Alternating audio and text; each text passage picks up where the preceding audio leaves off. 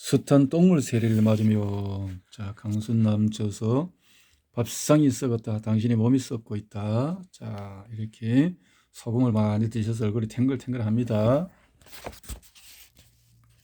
숱한 똥물 세례를 맞으며 이제와 이렇게 얘기하기는 쉬워도 이런 할머니 같은 분을 억지로 관장시키는 일은 쉬운 일이 아니다. 똥물이 얼굴과 온몸에 다 튀고 쟤야말로 말도 못한다. 인공항문을 딴 직장암 환자는 더 그랬다. 인공항문은 관장조차 제대로 할 수 없는 데다가 자신의 의지대로 조절이 안 되기 때문에 똥물이 어찌나 사정없이 튀든지 정신을 차리기가 힘들 정도이다. 이렇게 똥물 세례를 한번 맞으면 사흘 동안 그 생각이 나서 밥을 제대로 먹지 못한다. 그러나 나는 지금까지 헤아릴 수 없이 많은 사람들의 똥물을 맞으며 살아왔다. 한때는 나도 옷이 몇백 벌이나 될 만큼 어느 누구 못지않은 멋쟁이였고 또 부유하게 살았다. 내가 자연건강법을 몰랐고 이 세계에 뛰어들지 않았더라면 지금처럼 날마다 환자들의 전화나 받고 교육을 시키면서 건강법과 건강식을 얘기하고 병든 사람들의 똥물 세례를 받아가며 살아가지는 않았을 것이다. 나는 이것이 내 운명이라고 생각한다. 언젠가 우연히 친구를 따라갔다가 만난 한 무속인은 나를 보더니 자리에서 벌떡 일어나 내 손을 잡으며 말했다. 당신은 전생에 천상에서 약초에 물을 주다 온 사람입니다.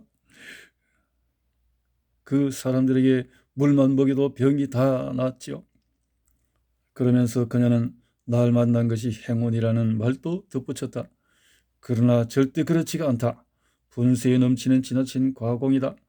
가끔 너무 힘들고 고통스러울 때면은 내가 편한 길을 택하지 않고 왜 이렇게 어려운 길을 택했을까 하는 생각이 들기도 한다. 너무 오랫동안 환자들을 대하다 보니 지치기도 하고 이젠 사람이 무서울 때가 있다. 특히 병원에서 시한부 선고를 받고 사경을 헤매는 사람들에게 새로운 삶을 찾아 주었는데 이들로부터 인간적인 배신을 당했을 때가 가장 괴롭다.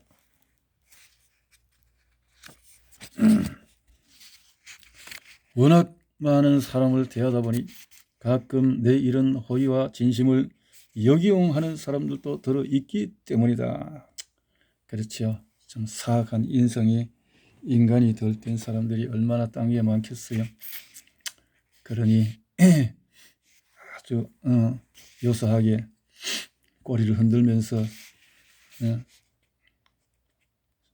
이렇게 속임수를 부리는 사람들이 많죠. 자, 그럴 때가 가장 속상하지만 그래도 좋은 사람들이 훨씬 더 많다. 그리고 나는 내 교육생들을 믿는다. 내게 교육을 받은 사람들이라면 하나같이 심신이 맑게 변하고 그런 그들은 항상 나와 같은 생각을 공유하고 있기에 내 몸과도 같은 존재이기 때문이다. 하지만 내겐 이런 감상에 젖어 있을 한가한 여유조차 없다. 참 어떤 사랑의 정신이 아니면 못할 일인 것 같습니다. 장청이 내 청이다. 그렇지. 장이 살아야 내가 맑아지는 거죠. 내게 교육을 받은 사람들 가운데는 집안에 갑작스런 환자가 생기면 득달같이 전화를 하는 사람이 많다. 특히 아기를 키우는데 경험이 없는 젊은 엄마들이 더 그렇다. 원장님 큰일 났어요. 갑자기 우리 아기가 열이 나더니 경련이 막 일으켜요. 앰뷸런스를 불렀는데 아직 안 오네요. 어떻게 하면 좋아요? 당황하지 말고 일단 관장부터 시켜요. 알았어요 원장님. 잠시 후 전화가 온다.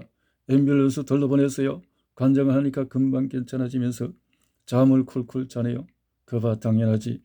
이런 비슷한 내용의 전화는 내게 시도 때도 없이 날아든다.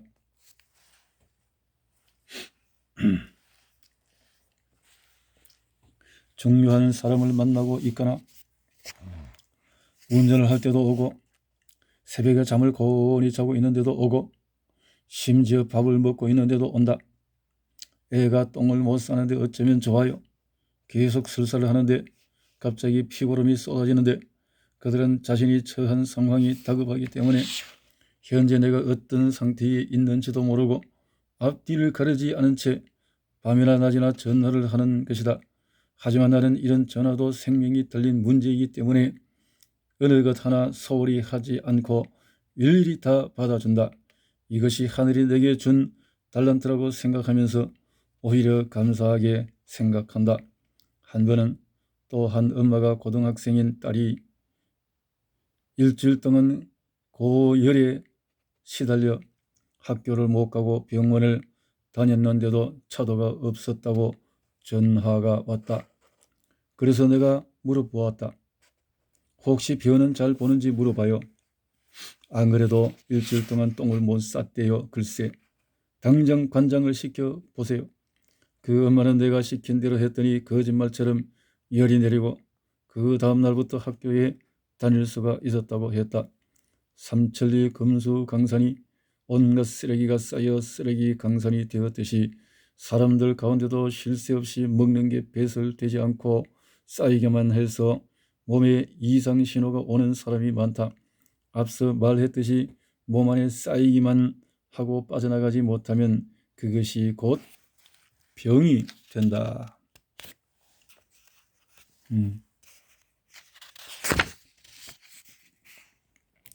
이것은 장의 문제이다. 장에 가득 찬 변이 배설되지 못하기 때문에 몸 전체의 시스템에 이상이 생겨 고열이라는 신호를 보내는 것인데 단지 열이 난다고 해열제를 먹이면 어떻게 되겠는가? 이것이 우리가 알고 있는 현대의학의 실상이다. 장청이야말로 뇌청이다. 그렇다.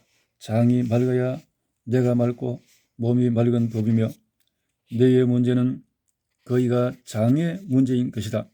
뇌졸중, 뇌수종, 간질병, 정신병을 비롯한 뇌와 관련된 질환은 더 말할 것이 없다. 그런데 장이 나빠 독소가 가득 차는 등 몸에 각종 이상 현상이 생기고 이것을 고치기 위해 먹은 약이 또 장기에 쌓여 더 큰 병을 부르는 일이 반복되고 있으니 이 일을 어쩌면 좋단 말인가? 그 중에 하나가 갈수록 심각해지는 여성들의 변비일 것이다. 우리나라 기혼 여성의 약 30%가 변비약을 복용하고 있고 수능 시험을 앞둔 고3 여고생의 절반 정도가 변비에 시달리고 있으며 가장 최근에는 우리나라 15세 이상 청소년의 13%가 변비에 시달린다는 조사 결과가 나왔다. 정말 보통 일이 아니다. 어쩌다 우리 청소년들이 이렇게 됐으며 우리 주부들이 이렇게 되었을까? 장이 꽉 막힌 상태에서 어떻게 공부인들 제대로 머리에 들어오겠는가? 우리나라의 변비 환자는 지난 10년 전에 비해 2배 이상 늘어났다. 이처럼 우리나라에서 변비 환자들이 급증하고 있는 이유는 무엇일까? 왜 우리나라가 변비 공화국이 됐는가? 변비의 원인으로는 잘못된 배변 습관과 섬유질을 적게 섭취하는 것, 장에 활발하지 못한 운동 등을 꼽을 수가 있다. 특히 운동 장애를 일으키는 당뇨병과 갑상선 기능 장애, 장간 폐쇄에 의해 발생하는 대장암이나 장협착증, 궤양성, 과민성 대장염 등이 변비의 원인이 된다. 이와 같은 변비는 채식을 통해 섬유질을 많이 공급해주면 확실히 개선될 수 있다. 그러나 앞서 얘기했듯이 소금을 먹지 않으면 장의 연동작용이 안 돼 섬유질을 분해하기 힘들다는 점이다. 따라서 변비와 소금은 직접적인 연관관계가 있는 것이며 오늘날 변비 환자가 급증하고 있는 것도 소금 기피증이 단단히 한 몫을 하고 있다고 할 수 있다. 소금이야말로 장을 활성화시키는 물질이기 때문이다. 어느 누구의 말처럼 하루에 소금을 진하게 탄 물을 2리터에서 3리터를 마시면 얼마 안 돼서 변이 쉽게 빠지기도 한다. 실제로 이렇게 날마다 소금물을 많이 마시라고 권하는 목사도 있고 이 소금물 요법을 신봉하거나 경험한 사람도 많을 것이다. 그러나 나는 소금물을 많이 먹는 것에 대해서는 절대 반대한다. 그 이유는 간단하다. 한꺼번에 많은 소금물을 마시면 그것이 곧바로 신장으로 내려가 무리를 주기 때문에 장을 이롭게 하려다가 오히려 신장을 망가뜨리는 결과를 가져온다. 이런 소금물을 과도하게 많이 마신 나머지 신장이 퉁퉁 부어 큰 낭패를 당한 사람도 있다. 맥주도 급하게 마신 사람이 빨리 화장실 가는 이치와 같다.